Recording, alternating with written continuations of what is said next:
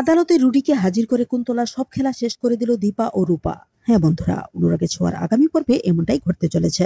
থানায় এসে পুলিশের কাছে তথ্য দেওয়ায় কৃষ্ণের উপর মামলা হয়ে যায় আর কৃষ্ণকে ধরে থানায় নিয়ে আসে পুলিশ। অন্যদিকে কৃষ্ণর সাথে কথা বলে দীপা বুঝতে পেরে যায় এটা অন্য কারো কাজ। তাই দীপা রূপাকে নিয়ে সিদ্ধান্ত নেয় তৃতীয় ব্যক্তিটা কে তা আমাদের খুঁজে বের করতে হবে, আর এজন্য আমাদের কুন্তলার উপর বিশেষ নজর রাখতে হবে। তাই রাতে যখন সেনগুপ্ত বাড়ির সবাই ফিরে আসে তখন কুন্তলাও তাদের সাথে আসে সোনাকে কি কি ট্রিটমেন্ট দিতে হবে আদালতে তা শেখানোর জন্য। তারপর কথা বলা শেষ করে কুন্তলা যখন বাইরে বেরিয়ে যায় তখন দীপা ও রূপা তাকে ফলো করে আর তার বাড়ি অব্দি চলে আসে। তারপর কুন্তলা যখন রুডির সাথে ভেতরে ঢুকে পুরো ঘটনা শেয়ার করতে থাকে তখন দীপা ও রূপা সবটা শুনতে পায় আর খুবই অবাক হয়। দীপা রূপাকে বলে, রূপা আমাদের এক্ষুনি এখান থেকে চলে যেতে হবে, তা না হলে আমরা ধরা পড়ে যেতে পারি।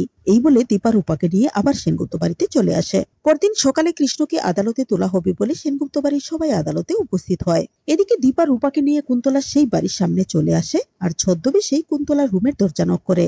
অন্যদিকে আদালত বসে যায়। সোনা আর কৃষ্ণকে কাঠগড়ায় দাঁড় করানো হয়। আদালতে কৃষ্ণর যাতে কঠিনতম সাজা হয় তাই দাবি করে যাচ্ছে সোনা। এদিকে দীপা দরজা নক করায় রুডি দরজা খুলে আর বলে, এই কে তুমি? দীপা বলে, আমাকে কিছু ভিক্ষা দাও। তারপর রুডি যখন টাকা বের করার জন্য অন্যদিকে ঘুরে দাঁড়ায় তখন পেছন থেকে রুডিকে আঘাত করে দীপা আর রুডি পড়ে যায় মাটিতে। তারপর দীপা আর রূপা মিলে রুডিকে গাড়িতে উঠায় আর সোজা আদালতে এসে উপস্থিত হয়। এমন সময় সবাই চমকে উঠে আর বলতে থাকে, রুডি বেঁচে আছে। তখন রুডিও জ্ঞান ফিরে পায় আর পালানোর চেষ্টা করে। পুলিশ রুডিকে ধরে ফেলে। সোনা এবার সব বুঝতে পেরে যায় এবং জজ সাহেবকে বলে, জজ সাহেব, এখন আমি বুঝতে পারছি এই রুডি আর তার গুণধর মাই এসব করেছে, কৃষ্ণর কোনো দোষ নাই।